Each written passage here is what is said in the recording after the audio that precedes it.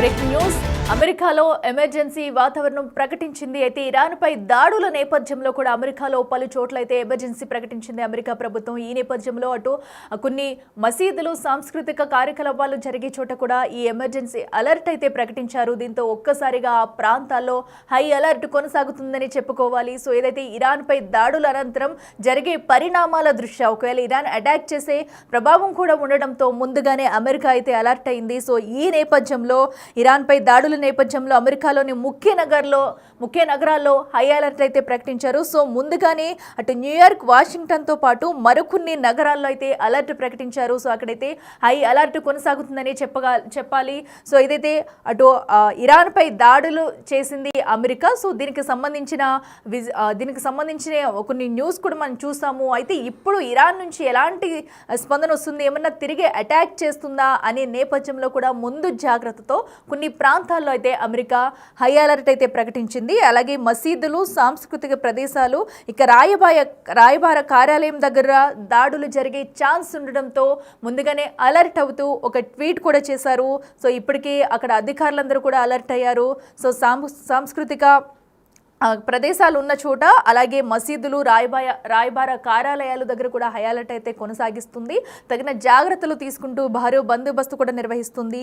ఇక సెక్యూరిటీని కూడా హై అలర్ట్ చేసింది అమెరికా ప్రభుత్వం. పోలీసులు కూడా భారీగా మోహరించారు. పోలీస్ బలగాలు ఎవరైతే ఉన్నారో ఆ ప్రాంతాల్లో అంటే ఎలాంటి సిచ్యువేషన్ వచ్చినా కూడా ఎదుర్కొనేందుకు ముందుగానే సిద్ధం చేసి పెట్టుకుంది పోలీస్ బలగాలను. అయితే పరిస్థితులను కూడా ఎప్పటికప్పుడు పర్యవేక్షిస్తున్నారు భద్రతా సిబ్బంది. సో ఇరాన్పై దాడుల అనంతరం ఏ పక్క నుంచి ఏం జరుగుతుందో తెలియని పరిస్థితి నేపథ్యంలో ముందుగానే అమెరికా అయితే అలర్ట్ అయ్యి కొన్ని ప్రాంతాల్లో కూడా ఎమర్జెన్సీ ప్రకటించింది. పోలీసులు భారీ బందోబస్తు ఏర్పాటు చేస్తున్నారు. ఇప్పటికే ఆ ప్రాంతాల్లో భారీగా పోలీసు బలగాలు అయితే మోహరించాయి. సో ఎక్కడ ఎలాంటి అవాంఛనీయ సంఘటనలు చోటు చేసుకోకుండా ఎలాంటి దాడి వచ్చినా ఎదుర్కొనేందుకు సిద్ధంగా ఉన్నామంటూ అటు ఒక ట్వీట్ కూడా చేశారు. ఆ ట్వీట్ కూడా మనం బిగ్ టీవీ స్క్రీన్ మీద చూస్తున్నాము. We're taking the situation unfolding in are out of our updated of caution. We're deploying additional resources to religions, culture and diplomatic sites across NYC and coordinating with our federal partners. We will continue to monitor for any potential impact to NYC అంటూ కూడా ఇప్పటికే ఒక tweet కూడా చేశారు. So ఆ ప్రాంతాల్లో న్యూయార్క్కి ఏదైనా ఉంటే కూడా సందేశం ఇవ్వాలంటూ చెప్పారు. ఇక మరికొన్ని ప్రాంతాల్లో అటు న్యూయార్క్ కానివ్వండి, వాషింగ్టన్తో పాటు మరికొన్ని నగరాల్లో అలర్ట్ అయితే ప్రకటించారు. ఈ నేపథ్యంలో చుట్టుపక్కల ఉన్న ప్రదేశాల్లో పోలీస్ బలగాలు అయితే భారీగా మోహరించారు. ఎలాంటి దాడులు చేసినా వాటిని ఎదుర్కొనేందుకు సిద్ధంగా ఉన్నట్టు అమెరికా అయితే ముందు జాగ్రత్తలు తీసుకుంటుంది. ఇక ఇదే అంశానికి సంబంధించి మరింత సమాచారం అందించేందుకు మా ప్రతినిధి శివ లైన్లో ఉన్నారు. శివ, చెప్పండి, ఏదైతే ఇరాన్తో దాడులు జరిగిన అనంతరం కూడా అమెరికా అయితే ముందుగానే అలర్ట్ అయింది. సో ప్రధానంగా ఏ ప్రాంతాల్లో ఈ భారీ బందోబస్తు నిర్వహించింది, పోలీస్ బలగాలు ఎలాంటి జాగ్రత్తలు తీసుకుంటుందనుకోవచ్చు? ప్రధానంగా చూసుకుంటే ఏదైతే ఇరాన్ పై అమెరికా దాడుల నేపథ్యంలో ప్రతి దాడి అనేది తప్పనిసరిగా ఉంటుందని భావిస్తున్న అమెరికాలో ఎమర్జెన్సీ ప్రకటించినట్లుగా తెలుస్తోంది. అమెరికాలోని ముఖ్య నగరాల్లో ఈ హై అలర్ట్ అనేది ఎమర్జెన్సీ అనేది కొనసాగుతుంది. మసీదులు, సాంస్కృతిక ప్రదేశాలు, రాయబార కార్యాలయాల దగ్గర దాడులు జరిగే ఛాన్స్ ఉందనేది ఇంటెలిజెన్స్ వర్గాల సమాచారం ఉండటంతోనే సెక్యూరిటీని కూడా ఆయా ప్రాంతాల్లో హైలైట్ చేసింది. భారీగా పోలీసు బలగాలను మోహరించారు. పరిస్థితులు ఎప్పటికప్పుడు భద్రతా సిబ్బంది పర్యవేక్షిస్తూ ప్రజెంట్ సిచ్యువేషన్ ఏ విధంగా ఉంది ఏంటి అనే దానిపై ఎప్పటికప్పుడు వైట్ హౌస్ వర్గాలకు భద్రతా బలగాలు సమాచారం ఇస్తున్నారు. ఇటు డొనాల్డ్ ట్రంప్ కూడా ఎప్పటికప్పుడు నిఘా వర్గాలతో టచ్ లో ఉంటూ ప్రజెంట్ సిచ్యువేషన్ ఏ విధంగా ఉంది, ఏం చేయబోతున్నారు అనే అంశాలపై, ఏం చేయాలనే దానిపై మాత్రం ఎప్పటికప్పుడు వారి నుంచి వారి దగ్గర సమాచారం సేకరిస్తూ ఎప్పటికప్పుడు డొనాల్డ్ ట్రంప్ కూడా వారికి కొన్ని సూచనలు కూడా ఇస్తున్న పరిస్థితి కనిపిస్తోంది. ఏదైతే ఇటు ఇరాన్ ఇజ్రాయెల్ మధ్య నెలకొన్న యుద్ధం అనేది అమెరికా ఎంటర్ అవడంతో మరింత భీకర యుద్ధంగా మారే అవకాశం అయితే కనిపిస్తోంది. ఇటు ఇరాన్ కు సంబంధించిన అత్యంత కీలకమైన న్యూక్లియర్ కేంద్రాలపై దాడి చేసిన నేపథ్యంలో ఇటు ఇరాన్ కూడా ప్రతిదాడి చేసే యోచనలో ఉన్నట్టుగా కూడా తెలుస్తోంది. అత్యంత కీలకమైన పెద్దదైన అణు కేంద్రం ఏదైతుందో న్యూక్లియర్ కేంద్రం, దానిపై అంటే ఫోర్త్ న్యూక్లియర్ కేంద్రంపై అమెరికా దాడి చేసిన నేపథ్యంలో B2 స్పిరిట్ బాంబులతో దాడులు చేసింది. ఈ నేపథ్యంలోనే భారీగా అన్ని కూడా మొత్తం 3 న్యూక్లియర్ కేంద్రాలపై దాడి చేసిన నేపథ్యంలో భారీగా నష్టం వాటిల్లింది. ఇప్పట్లో న్యూక్లియర్ కేంద్రాలు, అణుబాంబులు ఆ, తయారు చేసే అవకాశం ఉండకపోవచ్చు ఇరాన్ అనేది కూడా అందరూ భావిస్తున్నారు. దానిలో భాగంగానే ప్రతీకార దాడి తీసుకోవాలి, ప్రతీకారం తీర్చుకోవాలనేది కూడా ప్రధానంగా ఇరాన్ భావిస్తుంది.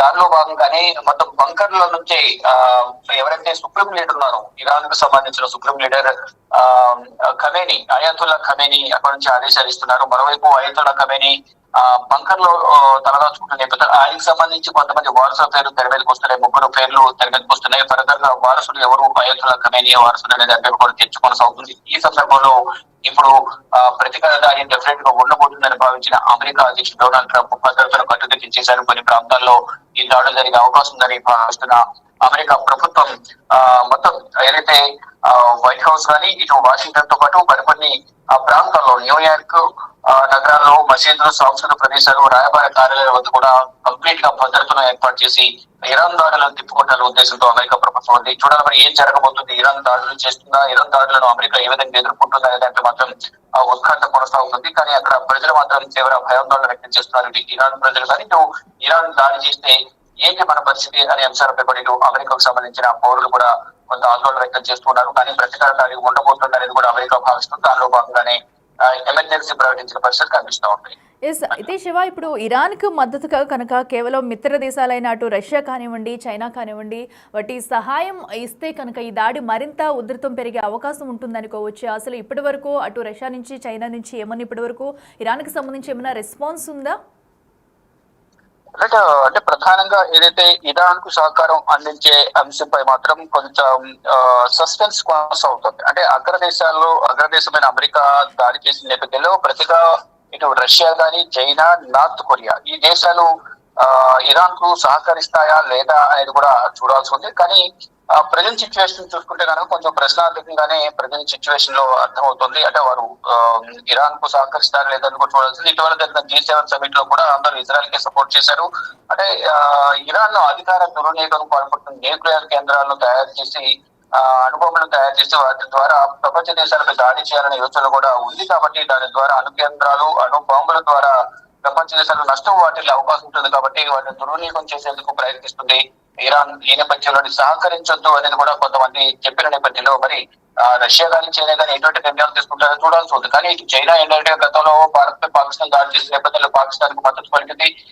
దానికి సంబంధించిన చైనాకి సంబంధించిన డ్రోన్స్ కానీ, మిసైల్స్ కానీ కూడా అవి విఫలమైన పరిస్థితి కనిపిస్తోంది. కానీ ఇప్పుడు మళ్ళా ఇరాన్ కు సహకరిస్తుందా లేదా చైనా చూడాల్సింది. మరోవైపు రష్యా గతంలో పాకిస్తాన్ పై దాడి చేసిన నేపథ్యంలో రష్యా భారత్ కు సపోర్ట్ చేసింది. అంటే మద్దతు ఇస్తాము, అన్ని విధాల సహాయ సహకారం ఇస్తామంటే కూడా భారత్ కు మద్దతు తెలియదు. గతంలో పుతిన్ ఫోన్ చేసి ప్రధాని నరేంద్ర మోడీతో మాట్లాడారు. కానీ ఇప్పుడు ఇరాన్ కు సంబంధించి ఇరాన్ తో ఎటువంటి సత్సంబంధాలు కొనసాగిస్తున్నారు. ఒకవేళ యుద్ధానికి అమెరికాపై దాడి చేయాలంటే వీరందరి సహకారం డెఫినెట్ గా కావాల్సి ఉంటుంది.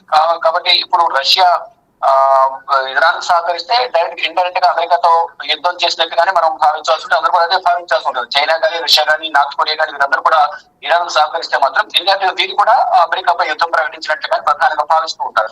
ఈ నేపథ్యంలో ఇప్పుడు అసలు ఏ విధంగా ఉండబోతుంది, వారి అభిప్రాయం ఏంటి, వారు ఎటువంటి నిర్ణయం తీసుకుంటారు, ఇరాన్ కు సహకరిస్తారా లేదనేది కూడా చూడాల్సి ఉంటుంది. కానీ ఇప్పుడు మాత్రం ఉత్కంఠ అయితే కొనసాగుతుంది. అమెరికా వెంటనే దాడులు చేసిన నేపథ్యంలో ఉత్కంఠ కొనసాగుతుంది. మరి ఉత్కంఠకు ఎప్పుడు తయారపడుతుంది, ఇటు ఇజ్రాయెల్ కు ఇతర దేశాలు సహకరిస్తారా లేదని చూడాల్సింది. మరోవైపు అమెరికా అధ్యక్షుడు డొనాల్డ్ ట్రంప్ మాత్రం ఇటు అయతుల్లా ఖమేనీని దేశార్థంగా క్షమాపణ చెప్పాలి, దొంగిపోవాలి, యుద్ధాన్ని ఆపాలి, శాంతి చర్చలకు రావాలని కూడా గతంలో కూడా డొనాల్డ్ ట్రంప్ పిలుపునిచ్చారు ఇరు దేశాలు. కానీ ఇరాన్ మాత్రం దీనికి అంగీకరించక దాడులు ప్రతిదాడులతో ఇంకా యుద్ధం కొనసాగుతుంది. ఈ నేపథ్యంలో అమెరికా ఎంటర్ కావాల్సిన పరిస్థితి వచ్చిందని కూడా చెప్తున్నారు. దానిలో భాగంగానే 3 న్యూక్లియర్ కేంద్రాలపై దాడి చేసి ఆ న్యూక్లియర్ కేంద్రాలను ధ్వంసం చేసింది. ప్రజెంట్ ఎమర్జెన్సీ ప్రకటించింది. ఇది ప్రతికార దాడి ఉండే అవకాశం ఉంటుంది. కాబట్టి ఆ దాడుల నుంచి తమను తాము రక్షించుకోవడానికి అమెరికా కొన్ని ప్రాంతాల్లో అయితే న్యూయార్క్ కానీ, వాషింగ్టన్ మొత్తం ఇటు రాయబార కార్యాలయాలు, ప్రార్థన స్థలాలు, సాంస్కృతిక ఆధ్యాత్మిక కేంద్రాలు ఏవైతే ఉన్నాయో ఆ ప్రాంతాల్లో అన్నింటిలో కూడా ప్రధానంగా ఎమర్జెన్సీ విధించారు. సాంస్కృతిక ప్రదేశాలు, మసీదుల్లో కూడా ఈ ఎమర్జెన్సీ విధించిన నేపథ్యంలో భద్రతా బలగాలు భారీగా మోకంటే ఎప్పటికప్పుడు ప్రజెంట్ సిచ్యువేషన్ అమెరికా అధ్యక్షుడు డొనాల్డ్ ట్రంప్ పర్యవేక్షిస్తున్నారు. ఇరాన్ కూడా ప్రతికూల దాడికి పూనుకుంటుంది. ప్రజెంట్ సిచ్యువేషన్ అయితే మాత్రం ఉత్కంఠ కొనసాగుతుంది. ఏం జరగబోతుంది అనేది కూడా తక్షణం ఇరు దేశాల ప్రజలందరూ, అంటే ఇటు ఇజ్రాయెల్, ఇరాన్, మరోవైపు ఇటు అమెరికా, ఈ దేశ పౌరులందరూ కూడా కొంత భయాందోళన వ్యక్తం చేసిన పరిస్థితి కనిపిస్తుంది. అంటే దాడి చేసిన సమయంలో కంపల్సరీగా ప్రాణ నష్టం అనేది అన్ని దేశాలకు ఉంటుంది. దాంట్లో భాగంగా ప్రాణ నష్టం తప్పకుండా చూసుకోవాలనేది అమెరికా ప్రయత్నిస్తుంది. దాంట్లో భాగంగా ఎమర్జెన్సీ ప్రజెంట్ ప్రకటించిన పరిస్థితి కనిపిస్తోంది. Right Shiva, thank you. Yes, so చూస్తున్నాం కదా, ప్రస్తుతం అయితే ఇరాన్ ప్రతి దాడులు చేస్తుందనే నేపథ్యంలో అమెరికా అయితే అలర్ట్ అయింది. అయితే ముఖ్యంగా కొన్ని ప్రధాన ప్రాంతాల్లో న్యూయార్క్ కానివ్వండి, వాషింగ్టన్తో పాటు మరికొన్ని నగరాల్లో హై అలర్ట్ ప్రకటిస్తూ కూడా పోలీసుల బలగాలు భారీగా మోహరించాయి. సో ఎలాంటి దాడులు చేసినా ఎదుర్కొనే సిచ్యువేషన్లో ఉంది అమెరికా అయితే ప్రస్తుతం. మరి ఇరాన్ దాడి చేస్తుందా, ఇరాన్కి మిత్ర దేశాలు మద్దతు ఇస్తాయా లేదా అనేది కూడా ప్రస్తుతం అయితే ఒక సస్పెన్స్గా మారింది. ఒకవేళ అటు మిత్ర దేశాలు మద్దతు ఇస్తే ఈ వార్ ఇంకా ఎంతవరకు వెళ్తుంది అనేది కూడా ఉత్కంఠంగా మారింది. ఇప్పుడు ఇరాన్ నుంచి ఎలాంటి స్పందన ఉంటుంది, ఇరాన్ దాడులు చేస్తే వాటిని ఎదుర్కొనేందుకు అమెరికా అయితే పూర్తిగా సిద్ధమవుతుంది. కొన్ని ప్రాంతాల్లో ప్రజలను అలర్ట్ చేస్తూ పలు చోట్ల అయితే పోలీసులు భద్రతా బలగాలతో అయితే మోహరించి ఉన్నాయి. సో ఎలాంటి దాడి జరిగినా ఎదుర్కొనే సిచ్యువేషన్లో అయితే అమెరికా సిద్ధమవుతుంది.